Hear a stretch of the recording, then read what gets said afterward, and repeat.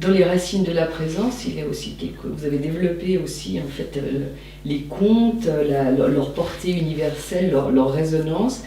J'ai envie de vous demander, on ne se raconte pas déjà assez d'histoires comme ça? Oui, alors autant s'en raconter de bonnes.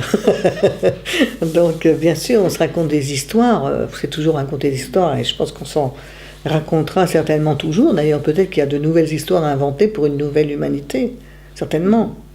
Parce que raconter des histoires, ça vient aussi du fait qu'on habite un lieu, une terre, et qu'attentif à cette terre, on commence à raconter quelque chose là-dessus.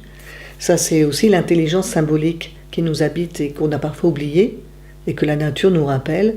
On peut être touché, et les enfants le font très bien, ça. Hein, c'est-à-dire, on peut voir un arbre comme en le qualifiant de ce qu'il aime, on peut voir aussi un géant qui nous protège. L'imagination peut être nourrie d'une façon extrêmement bénéfique pour tous. Donc les histoires sont aussi souvent dans les contes des histoires de famille. Donc on peut voir aussi que on se raconte des histoires et donc ça a ce double sens. Hein. On peut lâcher aussi ce qu'on se raconte.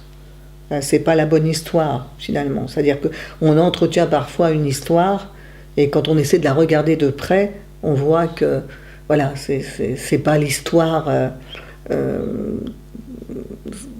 C'est quelque chose qui nous fait exister, qu'on se raconte en permanence, mais qu'on peut lâcher. Et si on lâche ça, effectivement, on peut aller au-delà de cette histoire qui nous enfermait pour qu'une autre histoire puisse avoir lieu jusqu'à, effectivement, peut-être dépasser toutes les histoires. Mais les histoires ont aussi valeur exemplaire. Dans beaucoup de traditions, l'enseignement passe à travers des histoires. On raconte des histoires des maîtres et des disciples. Et il n'y a rien de plus inspirant qu'une histoire. Lire l'histoire, la vie de quelqu'un, c'est très inspirant. C'est possible. Hein, lui aussi a vécu ça. Donc, par analogie, là on est vraiment dans l'intelligence analogique.